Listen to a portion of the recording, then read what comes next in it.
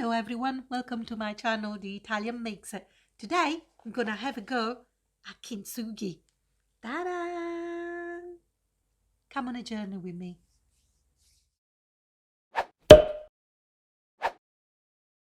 Kintsugi. I've always been fascinated about Japanese culture and thinking because I find it full of contradictions. It's so electronically advanced, but they're still using fax machines. And there's all the pop culture and outrageous anime and manga and all of that. And then there's a very spiritual and philosophical attitude. And that is what fascinates me. And that's why I've decided to do Kintsugi. This is obviously like a little small kit. It's not the actual Kintsugi real process, because that takes ages to master, and also it's a long process. But I love the philosophy behind it and all the thinking process. So today is going to be a little bit of a different video, and I'm going to take a break from making things, the photography and the cooking, just to reflect on a couple of things. Kintsugi is just the Japanese art of repairing ceramic, just using a gold paste to repair things, to highlight the cracks that there are when you attach the bowl together. And this is sort of a kit that replicates that. You've got a couple of little bowls and all the equipment to do, or most of the equipment to do it. So today is going to be, it's going to be a bit of an emotional and more deep journey. And I hope it's going to help you as much as it helps me. But let's talk a little bit about Kintsugi. There's two philosophies behind Kintsugi, and one Kintsugi. Pronounce that right, Connie?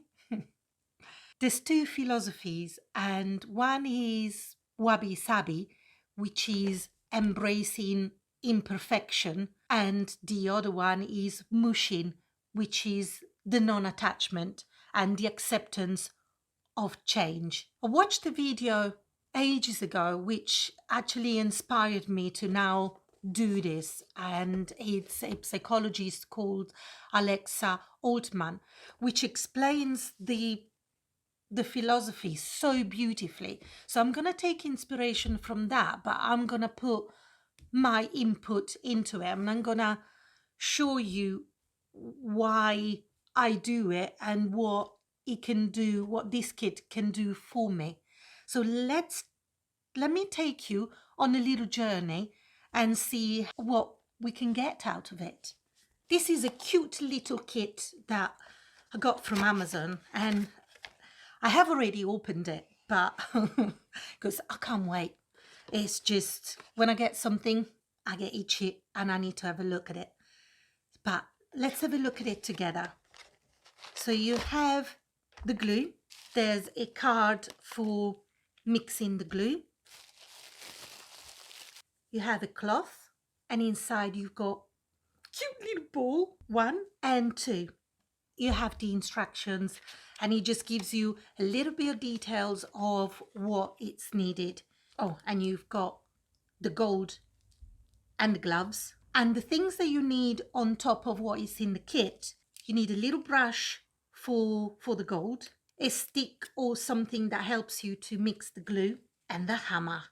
Let's start, and let me explain to you what journey I will be taking. The bowl, this is all representations of our lives and the things what we encountered during our journey. And the bowl, to me, this represents my life as a whole. This is me. This is what I am about. And then you can put it inside the cloth, and the cloth represents the things that help you keep it together, the things that they're important to you and they help you in your life journey. And then you've got the hammer. The hammer is the change that happen and the change that is inevitable. You can't control this. Things happen to your life, and what they do, they break you. Change has happened, and now we've got the pieces inside the cloth. Let's stop for a minute and let's think, how many times have we been in this situation that you've got broken pieces? We're all scared of change because this is what change sometimes does to us. We always associate change with the negative. What about if change is good? Now, this is the change. The change has happened. We can't take it back.